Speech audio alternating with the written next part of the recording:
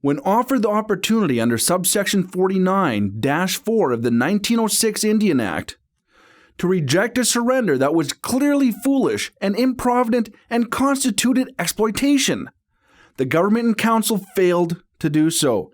In short, Canada breached its fiduciary obligations by subordinating the interests of the band to the interests of the surrounding communities, as well as Canada's own political interests. The Indian Claims Commission inquiry into the Kahkewistahaw 1907 land surrender proved to be a damning report to Canada. 90 years of loss, struggle, hardship, wrongdoing, and defining history had been spelled out in great detail. Thus, a recommendation was made to the Government of Canada. We find that this claim discloses a breach of Canada's fiduciary obligation to the Kahkewistahaw First Nation.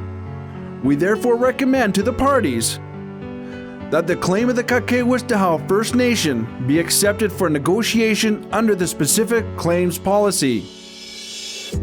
December 1997, I got a call from the minister herself, Minister Jane Stewart. It was, I was shocked really when she phoned me over a conference call, and she said, "Chief, that your claim was approved to settle." I was just so happy and you know, that this process was finally done. It's taken so long, you know, and we were successful in what we done, you know. After that, I was really hyper about the whole process and how we have to do it. Then I had a band meeting, like real quick. I called a band meeting, and everybody was happy about that. Soon following the monumental milestone of the 1907 land surrender claim being accepted and all parties being ready to negotiate, Kahkewistahaw struck up a negotiating team that consisted of elected members of the band. The Government of Canada had assigned several federal negotiators to debate the value of the claim. When it got validated, we were given 3 choices for 3 different federal negotiators, but the right one was not there.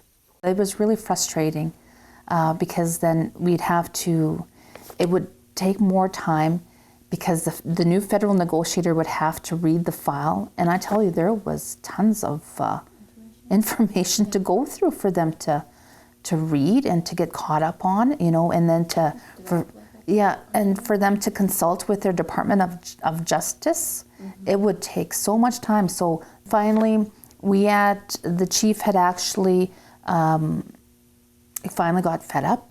To me, we weren't getting no place with the 3 people that we had, but after the 4th one that I wanted, we got who I wanted by just phone calls. And actually I told the last federal negotiator, the 3rd one, I told him to stay home, you're no help to us.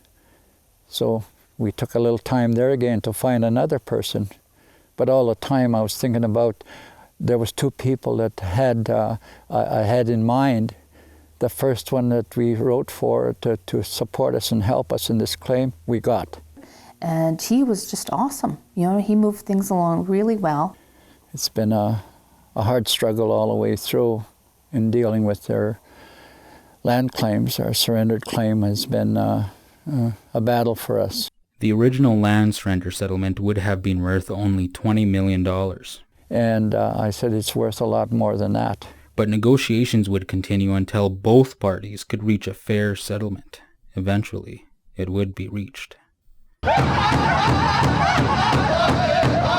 It's a day the people of Kahkewistahaw First Nation have waited almost 100 years for.